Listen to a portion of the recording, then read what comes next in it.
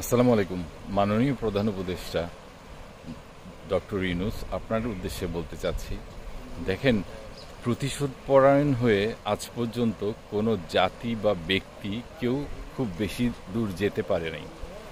প্রতিহিংসা, প্রতিশোধ পরায়ণতা, এইসব জিনিসগুলা মানুষকে অবধারিতভাবে ইতিহাস বলে আমরা সবাই প্রমাণ পেয়েছি যে সবাইকে পিছিয়ে দেয়। সো আশা করি কেন বলেছি আপনি বুঝতে পারবেন। আজকে দেশের মানুষগুলো যে আশা করে আপনাকে দায়িত্ব দিয়েছিল তারা সবাই হতাশ হচ্ছে রেগুলার, এবং তারা আপনাকে অনেক বকাঝকা করছে।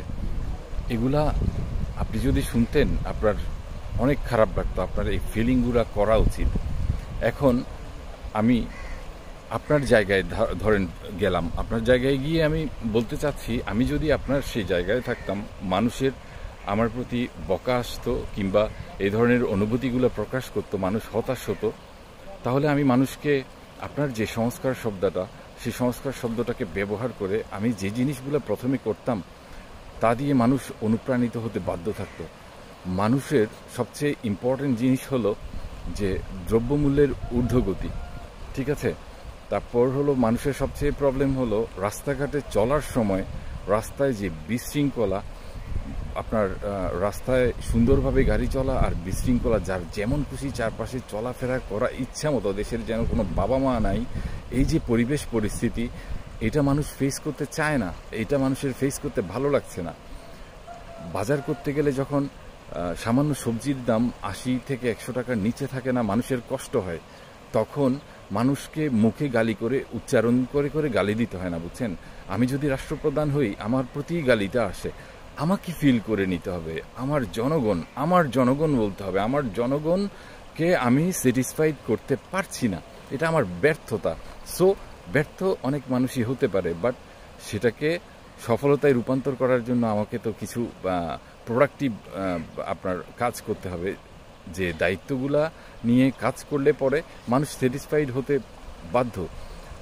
দেখুন, এই বাজার ব্যবস্থা কিংবা বাজারে আরেকটা কি বললাম, আপনার এই যে রাস্তায় উল্টাপাল্টা যে বিশৃঙ্খলা, ফুটপাতে যেখানে আপনার আগের সরকারের কথা বলছি, তাদের আমলে এক জায়গায় যেখানে একটা টঙের দোকান থাকতো, ফুটপাতে দোকান করেছে কেউ, সেখানে একটার জায়গায় এখন ২-৩টা করে বৃদ্ধি পেয়েছে, সংস্কার হয়েছে। এটা কি সংস্কার? আমরা তো এই সংস্কারটা চাইনি। এটাতে জনগণ হতাশ।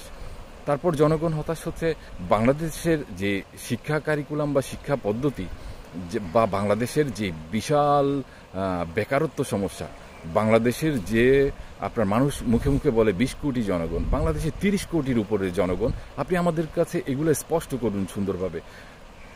এত বেশি বেকার সমস্যা বাংলাদেশে আছে বলেই, এই তরুণ সমাজগুলা কোনো কাজ করতে পারছে না বলেই, তাদের বেকার সময় থাকে বলে তারা রাস্তায় গিয়ে আন্দোলন করে, তারা তাদের টাইম পাস করে, উল্টাপাল্টা ঘোরাফেরা করে, তারা তাদের টাইম পাস করে। রাষ্ট্রের জন্য মঙ্গলজনক কোনো কাজ খুব একটা করছে না। আপনি যদি বুকে হাত দিয়ে আপনি নিজেকে জিজ্ঞেস করেন, আল্লাহকে সাক্ষী রেখে, আপনি উত্তরটা পাবেন। তো তাহলে আপনি বেকার সমস্যা সমাধান করার জন্য সেই ধরনের অ্যাটেম্পটগুলো নেন, এগুলো দেশবাসীর কাছে প্রকাশ করেন, তাহলে আপনি স্পষ্ট হয়ে যাচ্ছেন, আপনার উপর থেকে দায়মুক্তি হয়ে যাবে। আপনাকে আমরা ব্লেম করছি না, করব না। শিক্ষা পদ্ধতির কি বাজে অবস্থা! আমাদের দেশের সন্তানরা যে পড়ালেখা করে, প্রাইমারি বলেন, হাই স্কুল বলেন, এরা সবাই যে রবটের মতো মুখস্থ করে, স্কুলের ব্যাগ ভর্তি করে এক গাদা বই নিয়ে যাচ্ছে আর এগুলো মুখস্থ করতেছে, যে আপনার কি বলে, এটাকে পড়ালেখা বলা হয়? এটা তো শুধু আপনার হজম করছে, ওকে কিছু জিনিস দেয়া হচ্ছে, ও বাধ্যতামূলক সেগুলো হজম করছে, যার কারণেই হলো পরবর্তীতে সে রিয়্যাক্ট করে এবং সেগুলো বমি করে বের করে দেয়। তাদের যে শিক্ষা পদ্ধতির মাধ্যমে তারা আনন্দ লাভ করবে এবং যেটাকে গ্রহণ করে সে তার যে ভালো লাগা যেই সাবজেক্টের প্রতি, সেটা নিয়ে যে সে এগিয়ে যাবে, এই সুন্দর ব্যবস্থাপনাগুলো করে দেওয়ার যদি পারেন, তাহলে না আপনি সেরকম মূল্যবান একজন মানুষ, আপনাকে রেসপেক্ট করতে ইচ্ছা করবে। আপনি দেশের একটা মহামূল্যবান কাজ করেছেন, সেটা আমরা সবাই স্বীকার করব। বাংলাদেশের শিক্ষা পদ্ধতির যে বাজে অবস্থা, মুখস্থ করতে করতে সবাই টায়ার্ড, খালি বিশৃঙ্খল। এখানে এভাবে মুখস্থ করে কখনো কেউ কোয়ালিফাইড হতে পারে না, বা একজন মানুষের যে ক্রিয়েটিভিটি বা আবিষ্কার করার যে চেতনা বা নতুন কিছু উদ্ভাবন করার যে চেতনা, এই মনোমানসিকতা না কখনো ডেভেলপ হবে না। আপনার যে দেশের শিক্ষা ব্যবস্থা, সেই শিক্ষা ব্যবস্থায় যতক্ষণ বাংলাদেশের মানুষের যে করুণ মানসিক পরিস্থিতি, আপনি স্বীকার করুন বা নাই করুন, এখানে যতক্ষণ আপনি প্রতিটা ক্লাসে মূল্যবোধ, নৈতিকতা এবং সাইকোলজিক্যাল উন্নতির জন্য, মনোভাব পরিবর্তনের জন্য, দৃষ্টিভঙ্গি পাল্টানোর জন্য যতক্ষণ পর্যন্ত না আপনি কারিকুলাম অন্তর্ভুক্ত করতে পারবেন না, ততক্ষণ এদের কোনো পরিবর্তনই হবে না। যে লাউ সে কদুই থাকবে।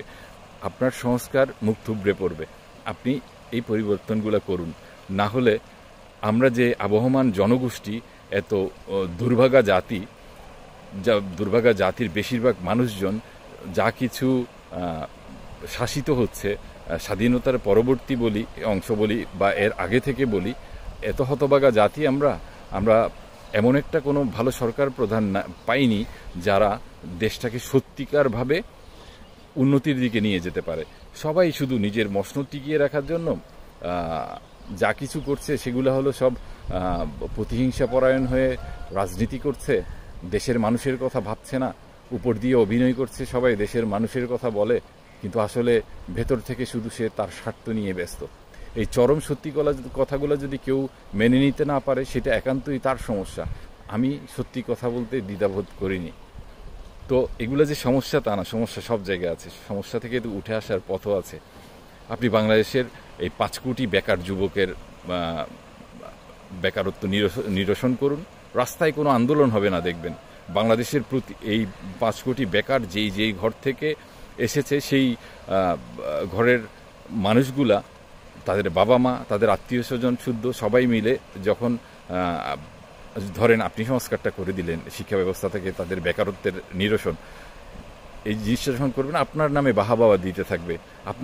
আপনাকে তখন ওই গালির বদলে প্রতিদিন সকাল বিকাল ইউনূস সাহেবের জন্য দোয়া করবে। এগুলা করুন, এগুলা করে মানুষের মনে আজীবন থাকার চেষ্টা করুন। আমি আসিফ নজরুল সাহেবের মতো বলতে পারছি না, আহা আমি যদি একবার সুযোগ পেতাম রাত দিন একত্রে করে কাজ করতাম। ভাই, কোয়ালিফাইড মানুষের মাথায় ঘিলু থাকলে, মগজ থাকলে রাত দিন একাকার করে কাজ করতে হয় না, সেই রকম নিখুঁত একটা ডিসিশন নিতে হয়। বাংলাদেশের, আমার বয়স এখন 46, বাংলাদেশের যে শুরু থেকে এখনো পর্যন্ত আমি দেখছি, এই দেখার মধ্যে স্পষ্টতর একটা জিনিস আমার কাছে হয়েছে। সেই জিনিসটা কি জানেন? বাংলাদেশের যে রাষ্ট্রীয় পরিচালনা পর্ষদ থাকে, যে 43টা বাংলাদেশের মিনিস্ট্রি আছে, বা আপনারা বর্তমানে উপদেষ্টা হিসেবে বিভিন্ন জায়গায় দায়িত্ব পালন করছেন, আপনারা কিংবা আপনাদের পূর্ববর্তী জেনারেশনের বেশিরভাগ মানুষই কোনো নির্দিষ্ট একটা মিনিস্ট্রি বা ডিপার্টমেন্ট সম্পর্কে যথেষ্ট নলেজ রাখেন না। যথেষ্ট নলেজ যদি রাখেন আপনারা মনে করেন, তাহলে আপনারা সভ্যতার যে বিকাশ, যে বর্তমান বিশ্ব, যে ধরেন এখন 2025 যাচ্ছে, আপনারা চিন্তা ভাবনা করেন 2010-এর 2012-র ব্যাকডেটেড করে আমাদেরকে রেখে দেন। কেন আপনাদের চিন্তা চেতনায় কেন খেলেন? আপনারা মুখে দিয়ে বলেন আমেরিকা, ফ্রান্স, উন্নত বিশ্ব, ইউরোপের কথা বলেন, কিন্তু তাদের মতো চিন্তা করতে পারেন না কেন? এটা লেকিংস আপনাদের। এই দায়িত্ব আপনাদের নিতে হবে, আপনাদের স্বীকার করতে হবে। আমি এই জন্য বলছি যে রাত দিন একাকার করে কাজ করতে হয় না, জায়গা বরাবর কাজ করতে হয়, কোয়ালিটি নিয়ে কাজ করতে হয়। সত্যিকারের যে জায়গায় উন্নতি করতে হবে, একটা জায়গায় কাজ করলে পরে ওখান থেকে 3টা জায়গায় ডেভেলপ হয়ে যাবে। এই টেকনিক্যালি একটা smart engineering and management oriented system develop করতে হবে, যেটা দিয়ে হলো আপনার এই পরিবর্তন সম্ভব। আজকে একজন ভদ্রলোক আমাকে বলছিলেন যে বাংলাদেশের প্রতিটা স্তরে, প্রতিটা প্রতিষ্ঠানে এমন কোনো জায়গা নাই যেখানে সুপারিশ ছাড়া, যতই ফার্স্ট ক্লাসের আব্বু হোক না কেন, কারো সুযোগ মেলে না। ফার্স্ট ক্লাস থাকার পরেও সুপারিশ যেন আরেকটা ফাইলপত্র, যেটা অবশ্যই করতে হয়, সেটা রাজনৈতিক মহল থেকে বা বিভিন্ন ব্যাপার থেকে এই জিনিসটা বাংলাদেশে এস্টাবলিশ হয়ে গিয়েছে। আপনি কি দেশকে এই জিনিসটা থেকে মুক্ত করতে পারবেন? এটা কঠিন কাজ হবে। স্বজনপ্রীতির এই যে বলয়, সুবিধাবাদীরা নিজেদের মানুষ টানে এবং বিভিন্ন জায়গায় তাদের মানুষকে বসিয়ে দেয়, এইসব কাজগুলো থেকে মুক্ত করতে পারবেন জাতিকে? পারবেন। সেই টেকনোলজি, টেকনিক, এগুলো আবিষ্কার হয়ে গিয়েছে বা আমি আবিষ্কার করেছি। আমি আবিষ্কার করতে না পারলেও সামওয়ান XYZ আবিষ্কার করেছে, এগুলোর মাধ্যমে সবাইকে নিয়ন্ত্রণ করা যাবে। আপনি যদি বলেন সচিবদের জবাবদিহিতা থাকবে, সেই অটোমেশন সিস্টেমের মধ্যে সচিবরা কোনো ধরনের দুর্নীতি করতে, একটা প্রাণী বাংলাদেশে যদি 30 কোটি জনসংখ্যা হোক বা 18 কোটি জনসংখ্যা হোক, একটা প্রাণী 2 নাম্বারি করার সুযোগ নাই। সবার ট্যাক্স ফাইল থেকে, আইডি কার্ড থেকে শুরু করে বার্থ সার্টিফিকেট, এভরি আইডি তাদের এক জায়গায় করে একটা ডেটাবেজের মধ্যে থাকবে এবং সুপার সিকিউর এই ডেটাবেজ সবার কাছে থাকবে। বাংলাদেশের প্রত্যেকটা মানুষের কাছে স্মার্টফোন থেকে তাদের একটা কোড থাকবে দেশের নাগরিক হিসেবে, তাদের সকল আইডেন্টিফিকেশন থাকবে, ট্যাক্সের আইডেন্টিফিকেশন থাকবে। এখানে কোনো সুযোগ থাকবে না যে 2 নাম্বারি করে কেউ কোনো টাকা মারার, পাচার করার বা এইভাবে সিস্টেম দাঁড়া করাতে হবে। যতক্ষণ পর্যন্ত এইভাবে সিস্টেম দাঁড়া করাতে পারবেন না বা এই লেভেলের চিন্তা ভাবনা করতে পারবেন না, মুখে জিতে থাকার জন্য হয়তো আপনারা বলবেন যে আপনারা এই ধরনের সিস্টেম না অনেক কিছু তৈরি করবেন, পারবেন না। অনেক দিন ধরে চিন্তা করেছি, অনেক গবেষণা করেছি, তারপর এই জিনিসগুলোকে সাজিয়েছি, প্ল্যান আরও অনেক বৃহৎ সুন্দর করেছি। কিন্তু যখন দেশের জন্য ভেবে এগুলো করতে যাই তখন খুব কুরুচি হয়। কেন জানেন? বাংলাদেশের রাজনৈতিক যে প্ল্যাটফর্ম, এখানে যে লাশের রাজনীতি হয়, এখানে যে নোংরামির রাজনীতি হয়, এখানে যে ছোটলুকি হয়, এখানে যে একজনের গলায় পাড়া দিয়ে আরেকজন উপরে ওঠার যে টেন্ডেন্সি বা ট্রেন্ড তৈরি হয়েছে, এখানে যে মানুষের প্রচণ্ড বেশি ধরনের সাইকোলজিক্যাল ডিসঅর্ডার যেটা বিদ্যমান, মানুষের মন মানসিকতা এত থার্ড ক্লাস টাইপের এনভায়রনমেন্ট হয়ে গিয়েছে দিনে দিনে, এটার জন্য সকল সরকার পক্ষকে, বিগত সরকার পক্ষগুলোকে দায়ী করা হচ্ছে এবং এরা সবাই এই জিনিসগুলোকে ফোকাস করতে পারেনি, বুঝতে পারেনি এবং দেশের মানুষের মন মানসিকতা পরিবর্তনের জন্য, উন্নত রাখার জন্য যা কিছু করা দরকার সেগুলো করতে তারা সম্পূর্ণরূপে ব্যর্থ হয়েছে। এবং আমি মনে করি আগামী যে সরকারগুলো আসবে এবং আপনারা শুদ্ধ, সবাই আপনারা ব্যর্থ বাংলাদেশের সার্বিকভাবে সকল মানুষের মন মানসিকতা পরিবর্তন করার ক্ষেত্রে। এটা জটিল ব্যাপার, এই সমাধান করতেও টেকনিক আছে। আল্লাহ সুবহানাহু ওয়া তাআলা যতগুলা সমস্যা দিয়েছে সব কিছুর সমাধানের পথ আছে, ঠিক আছে? এই মন মানসিকতার পরিবর্তন আপনারা দেশবাসীর যতদিন করবেন না এবং এই বেকার যুবকগুলোকে যতক্ষণ চাকরির ব্যবস্থা করবেন না, শিক্ষা ব্যবস্থার যতক্ষণ উন্নয়ন ঘটাবেন না, আপনার বাকি সংস্কারগুলো আপনি যাই করুন না কেন, এগুলা দিয়ে শুধুমাত্র সংক্ষিপ্ত একটা সময়ের জন্য কিছু পরিবর্তন আসতে পারে। তবে বাংলাদেশকে দীর্ঘ একটা সময়ের জন্য অনেক ভালো উন্নতির দিকে এগিয়ে নেওয়ার জন্য আমি যে কথাগুলো বলেছি, আইডেন্টিফিকেশন সিস্টেমের মধ্যে সবাইকে দুর্নীতিমুক্ত করে একটা নির্দিষ্ট জবাবদিহিতার অন্তরালে আনার জন্য বাংলাদেশের প্রত্যেকটা সিটিজেনকে এই আওতাভুক্ত করার ডেটাবেস থাকবে। বাকি ডিটেল বললাম না, আমার সাথে যদি মিটিং করেন আমি আপনাকে এই হেল্পটা, সাপোর্টটা দিতে পারবো, বলেছি দেশের জন্য করতে পারবো। তবে আমি দূরে থাকতে চাই নোংরা রাজনীতির যে প্ল্যাটফর্ম, সেই জিনিস থেকে আমার পক্ষে অভিনয় করা সম্ভব না।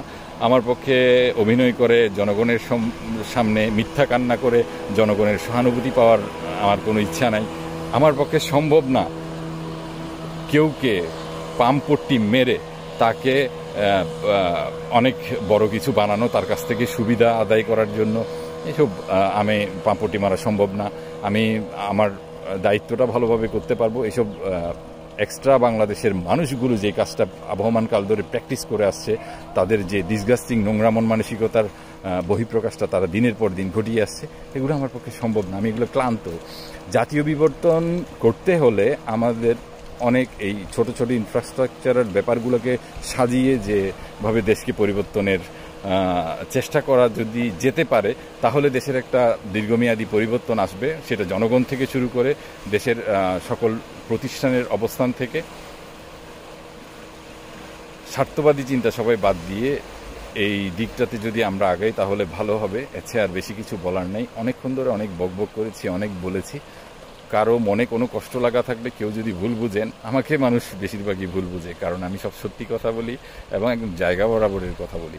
বাংলাদেশের 60-70 বছর 80 বছর হওয়া ব্যাকডেটেড রাজনীতিবিদ কিংবা বাংলাদেশের সভ্য নতুন গঠিত মানুষজন যারা, আমি একজন সফটওয়্যার ইঞ্জিনিয়ার এবং বিজনেসম্যান অলসো, তো আমার চিন্তাধারা একটু এই ইঞ্জিনিয়ারিং এবং বিজনেসের মিশালি হয়ে থাকে।